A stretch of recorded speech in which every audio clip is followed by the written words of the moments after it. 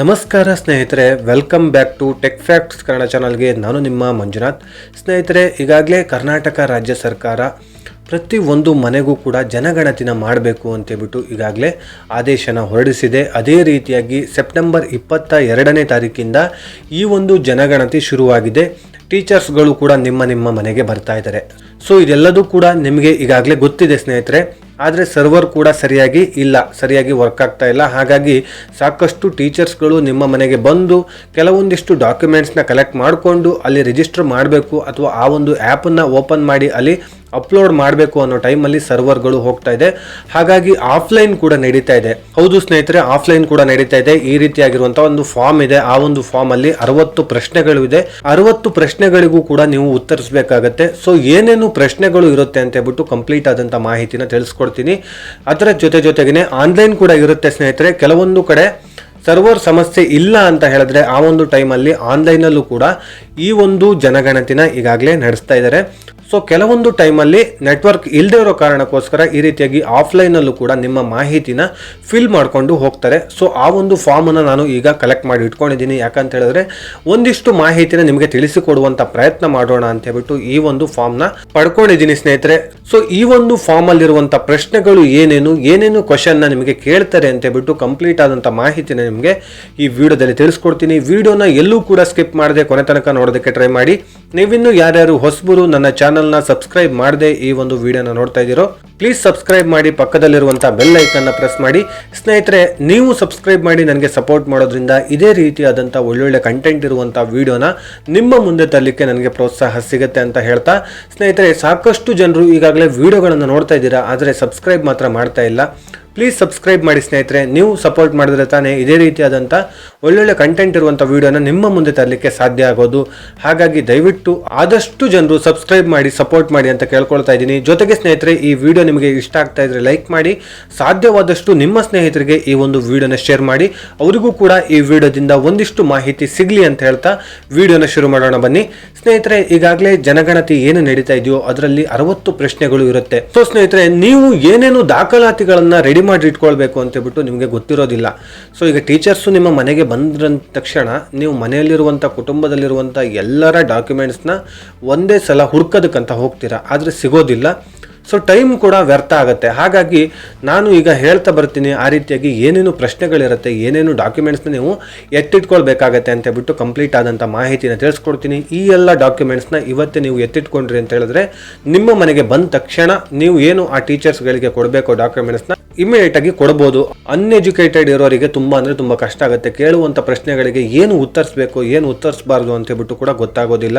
Educated ಇರೋರು ಕೆಲವೊಂದಿಷ್ಟು ಜಾಬ್ಗಳಿಗೆ outside ಹೋಗಿರ್ಬೋದು ಅಥವಾ ಆನ್ಲೈನಲ್ಲಿ ವರ್ಕ್ ಮಾಡ್ತಾ ಇರಬಹುದು, ಆದರೆ ಮನೆಯಲ್ಲಿ ಇರೋದಿಲ್ಲ, ಆಫೀಸ್ಗಳಿಗೆ ಹೋಗಿರ್ಬೋದು. ಸೊ ನಿಮ್ಮ ಮನೆಗೆ ಬಂದ ತಕ್ಷಣ ನೀವು ಯಾವ ಕ್ವಶನ್ಗಳಿಗೆ ರೆಡಿ ಆಗಿರಬೇಕು ಅಂತ ಹೇಳ್ಬಿಟ್ಟು ಈಗ ಕಂಪ್ಲೀಟ್ ಆದಂಥ ಮಾಹಿತಿಯನ್ನು ತಿಳಿಸ್ಕೊಡ್ತೀನಿ. ನಾನು ಈ ಲೀಸ್ಟಲ್ಲಿ ಏನೇನಿದೆಯೋ ಅದೆಲ್ಲ ಪ್ರಶ್ನೆಗಳನ್ನು ನಿಮಗೆ ಕೇಳ್ತಾರೆ. ಅದನ್ನು ಹೊರತುಪಡಿಸಿ ನಿಮಗೆ ಯಾವುದೇ ರೀತಿಯಾದಂಥ ಪ್ರಶ್ನೆಗಳು ಕೇಳೋದಿಲ್ಲ ಸ್ನೇಹಿತರೆ. ಮೊದಲನೇದಾಗಿ ನೀವು ಆಧಾರ್ ಕಾರ್ಡನ್ನ ಇಟ್ಕೊಂಡಿರ್ಬೇಕಾಗತ್ತೆ. ಅಂದರೆ ಕುಟುಂಬದಲ್ಲಿ ಯಾರ್ಯಾರು ಇದಿರೋ, ಒಂದು ರೇಷನ್ ಕಾರ್ಡಿನಲ್ಲಿ ಯಾರ್ಯಾರು ಇದಿರೋ ಅವರೆಲ್ಲರ ಆಧಾರ್ ಕಾರ್ಡ್ಗಳನ್ನು ನೀವು ಇಟ್ಕೊಂಡಿರ್ಬೇಕಾಗತ್ತೆ. ರೆಡಿ ಮಾಡಿ ಇಟ್ಕೊಂಡಿರಿ. ಜೊತೆಗೆ ವೋಟರ್ ಐ ಡಿ, ಎಲ್ಲರ ವೋಟರ್ ಐ ಡಿ ಕೂಡ ಇರಬೇಕಾಗತ್ತೆ. ಜೊತೆಗೆ ನಿಮ್ಮ ಒಂದು ರೇಷನ್ ಕಾರ್ಡು, ಹಾಗೆಯೇ ನಿಮ್ಮ ಒಂದು ಮನೆಯಲ್ಲಿರುವಂಥ ಫೋನ್ ನಂಬರ್, ಯಾವ ಒಂದು ಫೋನ್ ನಂಬರ್ ಬೇಕಾದರೂ ಆಗುತ್ತೆ. ಆ ಒಂದು ನಂಬರಿಗೆ OTP ಬರುತ್ತೆ. 2 OTP ಬರುತ್ತೆ. 2 OTP ಬರುವಂಥದ್ದು ಒಂದೇ ನಂಬರಿಗೆ. ಆ ಒಂದು ಮೊಬೈಲ್ ನಂಬರ್ನ ಇಟ್ಕೊಂಡಿರ್ಬೇಕಾಗತ್ತೆ. ಆ ಒಂದು ಮೊಬೈಲು ನಿಮ್ಮ ಹತ್ರನೇ ಇರಬೇಕಾಗತ್ತೆ. ಓಕೆ ಸ್ನೇಹಿತರೆ, ಏನೇನು ಪ್ರಶ್ನೆಗಳನ್ನು ಈಗ ಕೇಳ್ತಾರೆ ಅಂತ ಹೇಳ್ಬಿಟ್ಟು ಒಂದೊಂದಾಗಿ ತಿಳಿಸ್ಕೊಡ್ತೀನಿ. ಸ್ನೇಹಿತರೆ, ಮೊದಲನೇದಾಗಿ ಕುಟುಂಬದ ಮುಖ್ಯಸ್ಥರ ಮಾಹಿತಿ ನೀಡುವ ಸದಸ್ಯರ ಸ್ಮಾರ್ಟ್ಫೋನ್ ಸಂಖ್ಯೆ. ಅಂದರೆ ಈಗಾಗಲೇ ನಾನು ಹೇಳಿದಾಗೆ ಒಂದು ನಂಬರ್ನ ಅವರಿಗೆ ಕೊಡಬೇಕಾಗತ್ತೆ. ಆ ಒಂದು ಮೊಬೈಲ್ನ ಎತ್ತಿಟ್ಕೊಂಡಿರ್ಬೇಕಾಗತ್ತೆ ರೆಡಿಯಾಗಿ. ಹಾಗೆ ಕುಟುಂಬದ ಮುಖ್ಯಸ್ಥರ ವಿವರ, ಅಂದರೆ ಅವರ ಮನೆಯ ಯಜಮಾನ ಯಾರು ಅಂತೇಳ್ಬಿಟ್ಟು ಫಸ್ಟ್ ಕೇಳೋದೆ ಮನೆಯ ಯಜಮಾನ ಯಾರು ಅಂತೇಳ್ಬಿಟ್ಟು ಅವರ ಡೀಟೇಲ್ಸ್ನ ಕಂಪ್ಲೀಟಾಗಿ ಕೊಡಬೇಕಾಗತ್ತೆ. ಅವರ ಹೆಸರೇನು, ಹಾಗೆ ಅವರ ಎಜುಕೇಷನ್ ಏನು, ಹಾಗೆ ಏನು ಉದ್ಯೋಗ ಮಾಡ್ತಾ ಇದ್ದಾರೆ ಅಂತೇಳ್ಬಿಟ್ಟು ಕೇಳ್ತಾರೆ. ಹಾಗೆಯೇ ಹುಟ್ಟಿದ ಜಿಲ್ಲೆ ಯಾವುದು, ಇದೇ ಜಿಲ್ಲೆಯಲ್ಲಿ ಅವರು ಹುಟ್ಟಿದವರ ಅಥವಾ ಬೇರೆ ಜಿಲ್ಲೆಯಿಂದ ಈ ಜಿಲ್ಲೆಗೆ ವರ್ಗಾವಣೆ ಆದವರ, ಹಾಗೆಯೇ ಜಿಲ್ಲೆಯ ಒಳಗೆ ಇರೋರ ಅಥವಾ ಹೊರ ಜಿಲ್ಲೆಯವರ, ಹೊರ ರಾಜ್ಯದವರ, ಇದೆಲ್ಲದೂ ಕೂಡ ಪ್ರಶ್ನೆ ಕೇಳ್ತಾರೆ. ಹಾಗೆಯೇ ಕುಟುಂಬದ ಮುಖ್ಯಸ್ಥರ ಮಾಹಿತಿ ನೀಡುವ ಸದಸ್ಯರ ಆಧಾರ್ ಕಾರ್ಡ್ ಸಂಖ್ಯೆ. ಸೊ ಸ್ನೇಹಿತರೆ, ಆಧಾರ್ ಕಾರ್ಡ್ ನಂಬರ್ನ ಕೊಡಬೇಕಾಗತ್ತೆ. ಸ್ನೇಹಿತರೆ, ಕುಟುಂಬದ ಯಜಮಾನ ಯಾರಾಗಿರ್ತಾರೋ ಅವರ ಕಂಪ್ಲೀಟ್ ಮಾಹಿತಿನ ಪಡ್ಕೊಂಡಾದ ಮೇಲೇ ಕುಟುಂಬದ ಯಜಮಾನಿ ಆಗಿರ್ಬೋದು, ಹಾಗೆ ಅವರ ಮಕ್ಕಳ ಡೀಟೇಲ್ಸ್ ಆಗಿರ್ಬೋದು, ಈ ರೀತಿಯಾಗಿ ಕೇಳ್ತಾ ಹೋಗ್ತಾರೆ. ಸೊ ಎಲ್ಲರ ಡೀಟೇಲ್ಸು ಒಂದೇ ಸಲ ಅಪ್ಲೋಡ್ ಮಾಡೋದಕ್ಕೆ ಆಗೋದಿಲ್ಲ. ಫಸ್ಟಿಂದ ಬಂದು ಲಾಸ್ಟ್ ತನಕ ಹೋಗ್ತಾರೆ, ಮತ್ತು ಫಸ್ಟಿಂದ ಬಂದು ಲಾಸ್ಟ್ ತನಕ ಹೋಗ್ತಾರೆ. ಈ ರೀತಿಯಾಗಿ 4-5 ಜನ ಇದ್ದೀರಾ ಅಂತ ಹೇಳಿದ್ರೆ ಎಲ್ಲರ ಮಾಹಿತಿನೂ ಹಾಗೆಯೇ Aadhaar card number, voter ID number ಎಲ್ಲದನ್ನೂ ಆ್ಯಡ್ ಮಾಡ್ತಾ ಹೋಗ್ತಾರೆ. ಅದಾದಮೇಲೆ ಲಾಸ್ಟಲ್ಲಿ ಒಂದು 15ರಿಂದ 20 ಪ್ರಶ್ನೆಗಳಿರುತ್ತೆ. ಆ ಪ್ರಶ್ನೆಗಳು ಏನಂತ ಹೇಳ್ಬಿಟ್ಟು ತಿಳಿಸ್ಕೊಡ್ತೀನಿ. ಅದು ಎಲ್ಲದಕ್ಕೂ ಸೇರಿ, ಅಂದರೆ 4-5 ಜನ ಏನಿದ್ದೀರೋ ಎಲ್ಲರಿಗೂ ಸೇರಿನೇ ಆ ಒಂದು ಪ್ರಶ್ನೆಗಳನ್ನು ಕೇಳ್ತಾರೆ. ಆ ಒಂದು ಪ್ರಶ್ನೆಗಳಿಗೆ ನೀವು ಉತ್ತರಿಸಿದ್ದೀರಾ ಅಂತ ಹೇಳಿದ್ರೆ ಸೊ ನಿಮ್ಮ ಒಂದು ಡಾಕ್ಯುಮೆಂಟ್ಸ್ ಎಲ್ಲದು ಕೂಡ, ನೀವು ಕೊಟ್ಟಿರುವಂಥ ಮಾಹಿತಿ ಎಲ್ಲದು ಕೂಡ ಅಪ್ಲೋಡ್ ಆಗುತ್ತೆ ಸ್ನೇಹಿತರೆ. ಸಕ್ಸಸ್ ಅಂತೇಳ್ಬಿಟ್ಟು ಅವರ ಮೊಬೈಲಲ್ಲಿ ತೋರಿಸುತ್ತೆ. ಅಲ್ಲಿಗೆ ಮುಗೀತಂತೇಳ್ಬಿಟ್ಟು ಅರ್ಥ. ಓಕೆ, ನೆಕ್ಸ್ಟ್ ಬಂದು ಸ್ನೇಹಿತರೆ, ಕುಟುಂಬದ ಪಡಿತರ ಚೀಟಿ ಸಂಖ್ಯೆ, ಅಂದರೆ ನಿಮ್ಮ ಒಂದು ರೇಷನ್ ಕಾರ್ಡು, ಯಾವ ಒಂದು ರೇಷನ್ ಕಾರ್ಡಿಗೆ ಸಂಬಂಧಪಟ್ಟವ್ರು ನೀವು BPL, ಅಂತ್ಯೋದಯನೋ ಅಥವಾ APL ಅಂತ ಹೇಳ್ಬಿಟ್ಟು ನೀವು ಕೊಡಬೇಕಾಗತ್ತೆ. ನಿಮ್ಮ ಒಂದು ಕಾರ್ಡನ್ನು ಕೊಡಬೇಕಾಗತ್ತೆ. ಆ ಕಾರ್ಡಿನಲ್ಲಿರುವಂಥ ನಂಬರ್ನ ರಿಜಿಸ್ಟರ್ ಮಾಡ್ಕೊಳ್ತಾರೆ ಸ್ನೇಹಿತರೆ. ಹಾಗೆಯೇ ಕುಟುಂಬದ ಎಲ್ಲ ಸದಸ್ಯರ ಆಧಾರ್ ಕಾರ್ಡ್ ಸಂಖ್ಯೆ, ನಾನು ಈಗಾಗಲೇ ಹೇಳಿದಾಗೆ ಎಲ್ಲರ ಆಧಾರ್ ಕಾರ್ಡು ಕೇಳ್ತಾರೆ. ಬಟ್ ಇದು ಆಫ್ಲೈನ್ ಆಗಿರೋದ್ರಿಂದ ಇದು 1 by 1 ಕೆಳಗೆ ಬರ್ಕೊಂಡು ಹೋಗ್ಬೋದು. ಆದರೆ ಆನ್ಲೈನ್ ಆಗಿರೋದ್ರಿಂದ 1 by 1 ಮಾಡ್ಕೊಂಡು ಹೋಗೋಕ್ಕಾಗೋದಿಲ್ಲ. ಒಬ್ಬರ ಕಂಪ್ಲೀಟ್ ಆದಂಥ ಮಾಹಿತಿ ಪಡ್ಕೊಂಡಾದ್ಮೇಲೆ ಇನ್ನೊಬ್ಬರ ಮಾಹಿತಿನ ಪಡ್ಕೊಳ್ಳುವಂಥದ್ದು ಸ್ನೇಹಿತರೆ. ಹಾಗೆಯೇ ಕುಟುಂಬದ ಎಲ್ಲ ಸದಸ್ಯರು ಚುನಾವಣಾ ಗುರುತಿನ ಚೀಟಿ ಸಂಖ್ಯೆ ಅಂತ ಹೇಳ್ಬಿಟ್ಟು ಇದೆ. ನೀವು ಮತ ಏನು ಹಾಕ್ತಿರೋ, ಏನು ನಿಮ್ಮ ಒಂದು ಐಡೆಂಟಿ ಕಾರ್ಡ್ ಇದೆಯೋ ಆ ಒಂದು ಕಾರ್ಡಿನ ನಂಬರನ್ನು ತಿಳಿಸ್ಬೇಕಾಗತ್ತೆ ಸ್ನೇಹಿತರೆ. ಜೊತೆಗೆ ಮುಖ್ಯವಾಗಿ ನಿಮ್ಮ ಒಂದು ಫೋಟೋನ ತೆಗೆದುಕೊಳ್ತಾರೆ. ಯಾರಂತ ಹೇಳಿದ್ರೆ ಯಾರು ಈ ಒಂದು ಮನೆಯ ವಿವರಗಳನ್ನು ಕೊಡ್ತಿರೋ ಅವರ ಒಂದು ಫೋಟೋನ ಫಸ್ಟೇ ತೆಗೆದಿಟ್ಕೊಂಡಿರ್ತಾರೆ. ಸೊ ಅದಾದಮೇಲೆ ಸ್ನೇಹಿತರೆ, ಕುಟುಂಬದ ಮುಖ್ಯಸ್ಥರು ಮತ್ತು ಸದಸ್ಯರ ಹೆಸರನ್ನು ಕೇಳ್ತಾರೆ. ಮನೆಯ ಯಜಮಾನ, ಮನೆಯ ಯಜಮಾನಿ, ಮಕ್ಕಳು ಯಾರ್ಯಾರು ಅವರದ್ದೆಲ್ಲ ಹೆಸರನ್ನು ಕೇಳ್ತಾರೆ. ಕುಟುಂಬದ ಮುಖ್ಯಸ್ಥರೊಂದಿಗೆ ಸಂಬಂಧ ಏನಾಗಬೇಕು, ಮಗಳಾಗಬೇಕಾ, ಮಗ ಆಗಬೇಕಾ, ಈ ರೀತಿಯಾಗಿ ಸಂಬಂಧ ಏನು ಸಂಬಂಧ ಆಗುತ್ತೆ ಅಂತ ಹೇಳ್ಬಿಟ್ಟು ಕೇಳ್ತಾರೆ. ಜೊತೆಗೆ ಧರ್ಮ, ನೀವು ಯಾವ ಧರ್ಮಕ್ಕೆ ಸಂಬಂಧಪಟ್ಟವರು, ಹಿಂದೂನ, ಮುಸ್ಲಿಮ ಅಥವಾ ಕ್ರಿಶ್ಚಿಯನ್ನ, ಈ ರೀತಿಯಾಗಿ ಕೇಳ್ತಾರೆ. ಅದಾದಮೇಲೆ ಜಾತಿ ಕೇಳ್ತಾರೆ, ನೀವು ಯಾವ ಜಾತಿಗೆ ಸಂಬಂಧಪಟ್ಟವರು ಅಂತ ಹೇಳ್ಬಿಟ್ಟು. ಅದರಲ್ಲೂ ಕೂಡ ಉಪಜಾತಿ ಏನಾದರೂ ಇದ್ದರೆ ಅದನ್ನು ಕೂಡ ನೀವು ತಿಳಿಸ್ಬೋದು ಸ್ನೇಹಿತರೆ. ಹಾಗೆಯೇ ಜಾತಿಗೆ ಇರುವ ಇನ್ನಿತರ ಸಮಾನಾರ್ಥಕ ಹೆಸರುಗಳನ್ನು ಕೂಡ ನೀವು ಹೇಳ್ಬೋದು. ಜೊತೆಗೆ ಜಾತಿ ಪ್ರಮಾಣ ಪತ್ರ ಇದೆಯಾ ಕೇಳ್ತಾರೆ. ಸೊ ಜಾತಿ ಪ್ರಮಾಣ ಪತ್ರ ಇದ್ದರೆ ಕೊಡ್ಬೋದು, ಇಲ್ಲ ಅಂತ ಹೇಳಿದ್ರೆ ಏನು ತೊಂದರೆ ಇಲ್ಲ, ಅದೇನು ಮ್ಯಾಂಡೇಟ್ರಿ ಏನಿಲ್ಲ. ಜೊತೆಗೆ ಲಿಂಗ, ಗಂಡು ಅಥವಾ ಹೆಣ್ಣು ಅಥವಾ ತೃತೀಯ ಲಿಂಗ, ಈ ರೀತಿಯಾಗಿ ಕೇಳ್ತಾರೆ. ಹಾಗೆ ವಯಸ್ಸು ಬಂದು ಕೇಳ್ತಾರೆ. ನೀವು ಮದುವೆ ಆಗಬೇಕಾಗಿದ್ದಾವಾಗ ಎಷ್ಟು ವಯಸ್ಸಿತ್ತು ಅಂತ ಕೂಡ ಕೇಳ್ತಾರೆ. ಅಂದರೆ ತಂದೆ ತಾಯಿ ಏನಿರ್ತಾರೋ ಅವರ ಮದುವೆ ಆಗಬೇಕಾದಾಗ ಎಷ್ಟು ವಯಸ್ಸಿತ್ತು ಅವ್ರದ್ದು ಅಂತ ಹೇಳ್ಬಿಟ್ಟು ಕೂಡ ಕೇಳ್ತಾರೆ. ಜೊತೆಗೆ ಈಗ ಎಷ್ಟು ಏಜ್ ಆಗಿದೆ ಅಂತ ಹೇಳ್ಬಿಟ್ಟು ಆಧಾರ್ ಕಾರ್ಡಲ್ಲಿ ಇರುತ್ತೆ. ಮಾತೃಭಾಷೆ, ನೀವು ಯಾವ ಭಾಷೆನ ಮನೆಯಲ್ಲಿ ಮಾತನಾಡೋದು ಅಂತ ಹೇಳ್ಬಿಟ್ಟು ಕೂಡ ಕೇಳ್ತಾರೆ. ನೀವು ವಿಕಲಚೇತನರಾಗಿದ್ದೀರಾ ಅಥವಾ ಹ್ಯಾಂಡಿಕ್ಯಾಪ್ ಏನಾದರೂ ನಿಮ್ಮ ಮನೇಲಿ ಇದ್ದಾರಾ ಅಂತ ಹೇಳ್ಬಿಟ್ಟು ಕೇಳ್ತಾರೆ. ಬೈ ಚಾನ್ಸ್ ಇದ್ದಾರೆ ಅಂತ ಹೇಳಿದ್ರೆ UDID ನಂಬರ್ ಅಂತ ಹೇಳ್ಬಿಟ್ಟು ಆ ನಂಬರ್ ಇರುತ್ತೆ, ಆ ನಂಬರ್ನ ಕೊಡಬೇಕಾಗತ್ತೆ. ಬೈ ಚಾನ್ಸ್ UDID ನಂಬರ್ ಇಲ್ಲ ಅಂತ ಹೇಳಿದ್ರೆ ವಿಶೇಷ ಚೇತನೆಯ ಪ್ರಮಾಣ ಪತ್ರ ಮತ್ತು ಫೋಟೋ ಅಪ್ಲೋಡ್ ಮಾಡುವುದು ಅಂತ ಹೇಳ್ಬಿಟ್ಟು ಇದೆ. ಸೊ ಅವರ ಒಂದು UDID ಅನ್ನೋ ನಂಬರ್ ಇಲ್ಲ ಅಂತ ಹೇಳಿದ್ರೆ ಅವರ ಒಂದು ವಿಶೇಷ ಚೇತನರ ಪ್ರಮಾಣ ಪತ್ರ ಅಂತ ಹೇಳ್ಬಿಟ್ಟು ಇರುತ್ತೆ, ಆ ಒಂದು ಪತ್ರನ ಕೊಡ್ಬೋದು ಸ್ನೇಹಿತರೆ. ಹಾಗೆಯೇ ಸ್ನೇಹಿತರೆ, ನಿಮಗೆ ದಿನನಿತ್ಯದ ಚಟುವಟಿಕೆಗಳನ್ನು ನಡೆಸಲು ಆರೈಕೆದಾರರು ಇರುವರೆ ಅಂತ ಹೇಳ್ಬಿಟ್ಟು ಕೇಳ್ತಾರೆ. ಅಂದರೆ ಅಂಗವಿಕಲರು, ಹ್ಯಾಂಡಿಕ್ಯಾಪ್ ಇದ್ದವರಿಗೆ ಈ ರೀತಿ ನಿಮಗೆ ಒಬ್ಬರು ಆರೈಕೆ ಮಾಡೋಕ್ಕೇನಾದರೂ ಇದಾರಾ ಅಂತ ಹೇಳ್ಬಿಟ್ಟು ಕೇಳ್ತಾರೆ. ದಿನನಿತ್ಯದ ಚಟುವಟಿಕೆಗಳಲ್ಲಿ ವಿಕಲಚೇತನೆಗೆ ಅನುಗುಣವಾಗಿ ಸಾಧನ ಸಲಕರಣೆಗಳನ್ನು ಬಳಸುತ್ತಿದ್ದೀರಾ ಅಂತ ಹೇಳ್ಬಿಟ್ಟು ಕೇಳ್ತಾರೆ. ಏನಾದರೂ ಟೂಲ್ಸ್ನ ಉಪಯೋಗಿಸ್ತಾ ಇದ್ದೀರಾ, ಆ ಕಡೆ ಈ ಕಡೆ ನಡ್ಕೊಂಡು ಹೋಗೋದಕ್ಕಾಗಿರ್ಬೋದು ಅಥವಾ ಏನಕ್ಕಾದರೂ ಯೂಸ್ ಮಾಡ್ತಾ ಇದ್ದೀರಾ ಅಂತ ಹೇಳ್ಬಿಟ್ಟು ಕೇಳ್ತಾರೆ. ವೈವಾಹಿಕ ಸ್ಥಾನಮಾನ ಕೇಳ್ತಾರೆ. ಅಂದರೆ ಮದುವೆ ಆಗಿದೆಯಾ, ಮದುವೆ ಆಗಿಲ್ವಾ, ಹ್ಯಾಂಡಿಕ್ಯಾಪ್ ಆಗಿದ್ರು ಕೂಡ ಅಷ್ಟೇ, ಅಥವಾ ಹ್ಯಾಂಡಿಕ್ಯಾಪ್ ಆಗಿಲ್ಲ ಅಂತ ಹೇಳಿದ್ರು ಕೂಡ ಅಷ್ಟೇ, ಮದುವೆ ಏನಾದರೂ ಆಗಿದೆಯಾ ಕೇಳ್ತಾರೆ. ಜೊತೆಗೆ ಸ್ನೇಹಿತರೆ, ಈಗಾಗಲೇ ಹೇಳಿದಾಗೆ ಮದುವೆ ಆಗೋ ಟೈಮಲ್ಲಿ ನಿಮ್ಮ ಏಜು ಎಷ್ಟಾಗಿತ್ತು ಅಂತ ಹೇಳ್ಬಿಟ್ಟು ಎಲ್ರಿಗೂ ಕೂಡ ಕೇಳ್ತಾರೆ, ಮದುವೆ ಆಗದೇ ಇರೋರಿಗೆ ಬಿಟ್ಟು. ಅದಾದಮೇಲೆ ಶಾಲೆಯ ವಿಧ ಕೇಳ್ತಾರೆ. ಅಂದರೆ ನೀವು ಗೌರ್ಮೆಂಟ್ ಸ್ಕೂಲಲ್ಲಿ ಓದ್ದೋರಾ ಅಥವಾ ಪ್ರೈವೇಟ್ ಸ್ಕೂಲಲ್ಲಿ ಓದ್ದೋರಾ ಅಂತ ಹೇಳ್ಬಿಟ್ಟು ಕೂಡ ಕೇಳ್ತಾರೆ. ವಿದ್ಯಾಭ್ಯಾಸ ವಿವರ, ಅಂದರೆ ನೀವು ಏನು ಎಜುಕೇಷನ್ ಓದಿದ್ದೀರಾ, ಎಲ್ಲಿ ತನಕ ಓದಿದ್ದೀರಾ ಅಂತ ಹೇಳ್ಬಿಟ್ಟು ಕೇಳ್ತಾರೆ ಸ್ನೇಹಿತರೆ. ಜೊತೆಗೆ ಸ್ನೇಹಿತರೆ, ಶಾಲೆ ಬಿಟ್ಟಾಗಿನ ವಯಸ್ಸು ಅಂತ ಹೇಳ್ಬಿಟ್ಟು ಕೇಳ್ತಾರೆ. ಸೊ ಇದೇನು ಮ್ಯಾಂಡೇಟ್ರಿ ಆಗೋದಿಲ್ಲ. ಹಾಗೆಯೇ ಶಾಲೆ ಬಿಡುವ ಕಾರಣ ಏನು ಅಂತ ಹೇಳ್ಬಿಟ್ಟು ಕೂಡ ಕೇಳ್ತಾರೆ. ಏನಕ್ಕೋಸ್ಕರ ಶಾಲೆ ಬಿಟ್ಟಿದ್ದೀರಾ ಅಂತ ಹೇಳ್ಬಿಟ್ಟು ಅದು ಏನು ಮ್ಯಾಂಡೇಟ್ರಿ ಆಗೋದಿಲ್ಲ ಸ್ನೇಹಿತರೆ. 16ರಿಂದ 40 ವರ್ಷದವರ ಶಿಕ್ಷಣ ಮುಂದುವರಿಸದಿರಲು ಕಾರಣ ಏನು ಅಂತ ಹೇಳ್ಬಿಟ್ಟು ಇದೆ. ಸೊ ಇದು ಏನು ಮ್ಯಾಟ್ರ್ ಆಗೋದಿಲ್ಲ, ಇದೆಲ್ಲದೂ ಕೂಡ ಏನು ಕೇಳೋದಿಲ್ಲ. ಅನಕ್ಷರಸ್ಥರಾಗಿದ್ದರೆ ಕಾರಣ, ಏನಕ್ಕೋಸ್ಕರ ನೀವು ಅನಕ್ಷರಸ್ಥರಾಗಿದ್ದೀರಾ ಅಂತ ಹೇಳ್ಬಿಟ್ಟು ಕೇಳ್ತಾರೆ. ಸೊ ನಿಮಗೆ ಬಡತನ ಇರೋದಾಗಿರ್ಬೋದು ಅಥವಾ ಬೇರೆ ಏನಾದ್ರು ಕಾರಣಕ್ಕೆ ಸ್ಕೂಲ್ ಇಲ್ಲದೆ ಇರ್ಬೋದು ನಿಮ್ಮ ಮನೆ ಹತ್ತಿರದಲ್ಲಿ, ಅಥವಾ ಅದೆಲ್ಲದೂ ಕೂಡ ಕಾರಣಗಳನ್ನು ಕೇಳ್ತಾರೆ. ಸೊ ಯಾವ ಕಾರಣ ಬೇಕಾದ್ರೂ ನೀವು ಕೊಡ್ಬೋದು, ನೀವು ಏನಕ್ಕೋಸ್ಕರ ಸ್ಕೂಲಿಗೆ ಹೋಗಿಲ್ಲ ಅಂತೇಳ್ಬಿಟ್ಟು. ಹಾಗೆಯೇ ಸರ್ಕಾರದಿಂದ ಶೈಕ್ಷಣಿಕ ಸೌಲಭ್ಯಗಳು ಏನಾದರೂ ಸಿಗ್ತಾ ಇದೆಯಾ ಅಂತೇಳ್ಬಿಟ್ಟು ಕೇಳ್ತಾರೆ. ಸರ್ಕಾರದಿಂದ ಉದ್ಯೋಗ ಸೌಲಭ್ಯಗಳು ಏನಾದರೂ ಸಿಗ್ತಾ ಇದೆಯಾ ಕೇಳ್ತಾರೆ. ವಸತಿ ಶಾಲೆ ಹಾಸ್ಟೆಲ್ ಸೌಲಭ್ಯಗಳು ಏನಾದರೂ ಸಿಕ್ಕಿದೆಯಾ ನಿಮಗೆ, ಅಂದರೆ ಮಕ್ಕಳೇನಾದರೂ ಹಾಸ್ಟೆಲ್ಗಳಲ್ಲಿ ಓದ್ತಾ ಇದ್ದಾರಾ ಅಂತೇಳ್ಬಿಟ್ಟು ಕೂಡ ಕೇಳ್ತಾರೆ. ವಿದ್ಯಾರ್ಥಿ ವೇತನ ಏನಾದರೂ ಪಡ್ಕೊಳ್ತಾ ಇದ್ದಾರಾ ಅಂತೇಳ್ಬಿಟ್ಟು ಕೂಡ ಕೇಳ್ತಾರೆ, ಸ್ಕಾಲರ್ಶಿಪ್ಪು. ಹಾಗೆ ಮೀಸಲಾತಿಯಿಂದ ಪಡೆದ ಇತರ ಸೌಲಭ್ಯಗಳನ್ನು ಕೂಡ ಕೇಳ್ತಾರೆ. ಹಾಗೆಯೇ ನೀವು ಭಾರತ ಸಂವಿಧಾನದ ಅನುಚ್ಛೇದ 371J ರೆಡಿ ಮೀಸಲಾತಿ ಪಡೆದಿದ್ದೀರಾ ಅಂತೇಳ್ಬಿಟ್ಟು ಕೇಳ್ತಾರೆ. ಸೊ ಇದನ್ನು ಕೂಡ ನೀವು ಪಡೆದಿದ್ದೀನಿ ಅಂತೇಳಿ, ಇಲ್ಲ ಅಂತ ಹೇಳಿದ್ರೆ ಇಲ್ಲ ಅಂತ ಹೇಳಿ, ತೊಂದರೆ ಇಲ್ಲ. ನೀವು ಹಾಲಿ ಕೆಲಸ ಮಾಡುತ್ತಿದ್ದೀರಾ, ಅಂದರೆ ನೀವು ಯಾವ ಕೆಲಸನ ಈಗಾಗಲೇ ಮಾಡ್ತಾ ಇದ್ದೀರಾ ಅಂತೇಳ್ಬಿಟ್ಟು ಕೇಳ್ತಾರೆ. ಸರ್ಕಾರಿ ಅಥವಾ ಖಾಸಗಿ ಕ್ಷೇತ್ರಗಳಲ್ಲಿ ನೀವು ಕೆಲಸನ ಮಾಡ್ತಾ ಇದ್ದೀರಾ ಅಂತೇಳ್ಬಿಟ್ಟು ಕೇಳ್ತಾರೆ. ಕಂಪ್ನಿಗಳಲ್ಲಿ ವರ್ಕ್ ಮಾಡ್ತಾ ಇದ್ದೀರಾ ಅಥವಾ ಗೌರ್ನಮೆಂಟ್ ಜಾಬಲ್ಲಿ ನೀವು ವರ್ಕ್ ಮಾಡ್ತಾ ಇದ್ದೀರಾ ಅಂತೇಳ್ಬಿಟ್ಟು ಕೇಳ್ತಾರೆ. ನೀವು ತೊಡಗಿರುವ ಈಗಿನ ಉದ್ಯೋಗ ಏನು ಅಂತೇಳ್ಬಿಟ್ಟು ಕೂಡ ಕೇಳ್ತಾರೆ. ಹಾಗೆಯೇ ನೀವು ಕೈಗಾರಿಕಾ ಇಲಾಖೆಯಲ್ಲಿ MSME ನೋಂದಾಯಿಸಿದ್ದೀರಾ ಅಂತೇಳ್ಬಿಟ್ಟು ಕೂಡ ಕೇಳ್ತಾರೆ.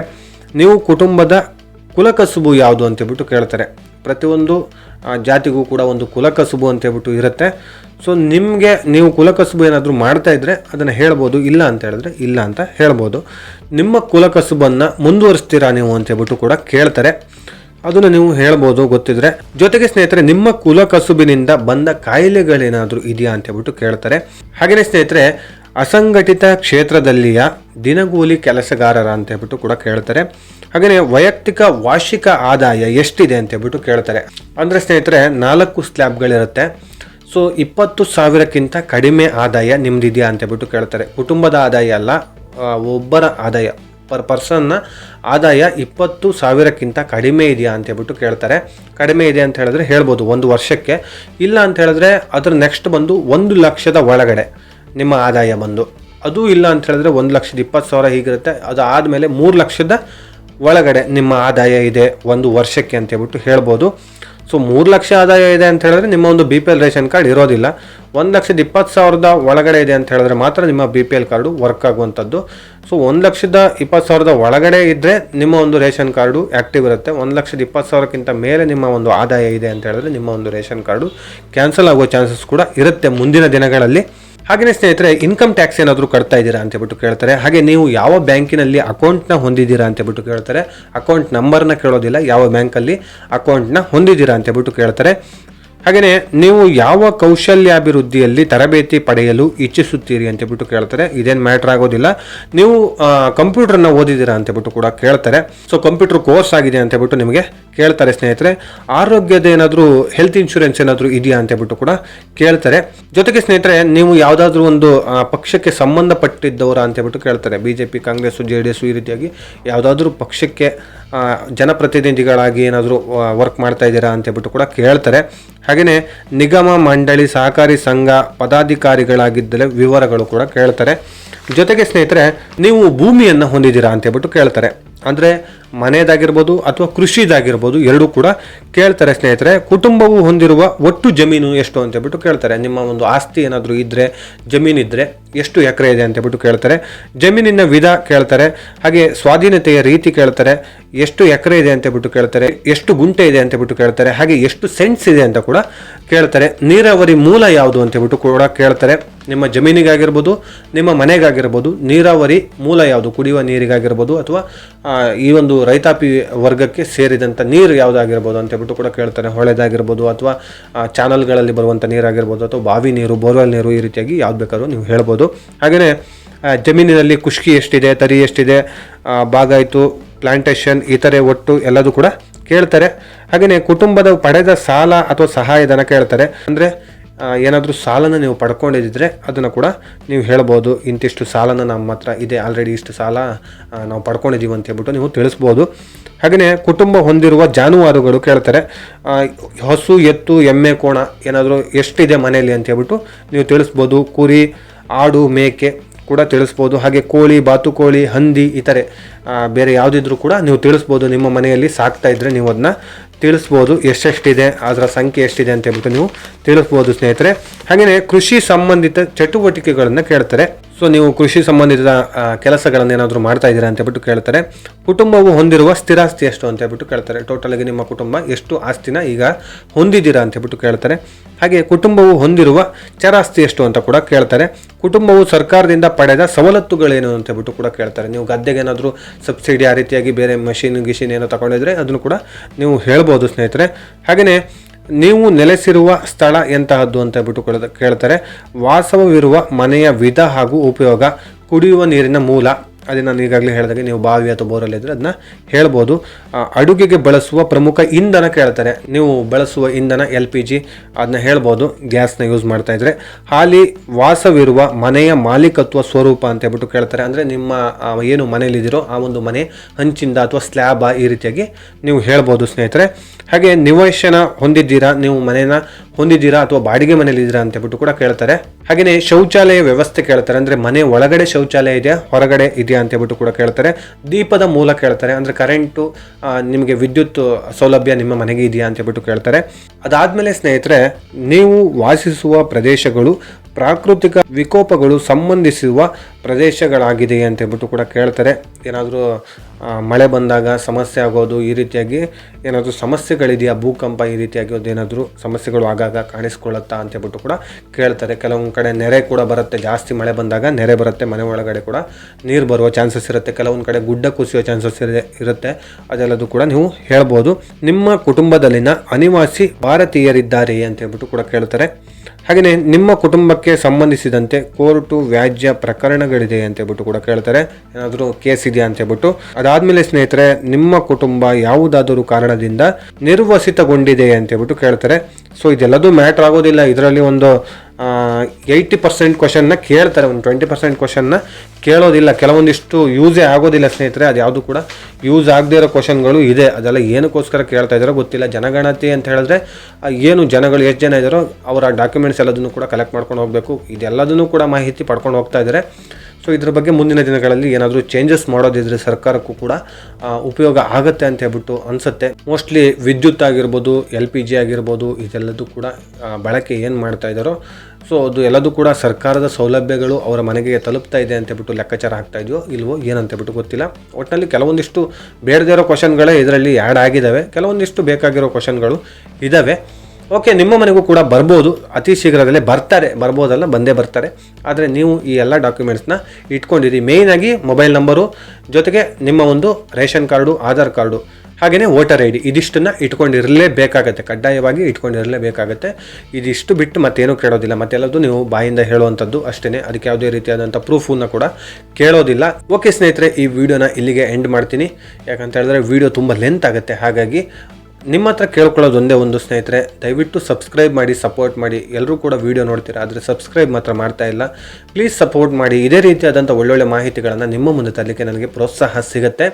ಸೊ ಈ ವಿಡಿಯೋ ಇಷ್ಟ ಆಗಿದ್ದರೆ ಲೈಕ್ ಮಾಡಿ, ಸಾಧ್ಯವಾದಷ್ಟು ನಿಮ್ಮ ಸ್ನೇಹಿತರಿಗೆ ಈ ಒಂದು ವಿಡಿಯೋನ ಶೇರ್ ಮಾಡಿ. ಇದೇ ರೀತಿ ಇನ್ಫಾರ್ಮೇಟಿವ್ ವಿಡಿಯೋ ಒಂದಿಗೆ ನಾನು ಮುಂದಿನ ವಿಡಿಯೋದಲ್ಲಿ ಸಿಗ್ತೀನಿ. ಅಲ್ಲಿಯವರೆಗೂ ಧನ್ಯವಾದಗಳು.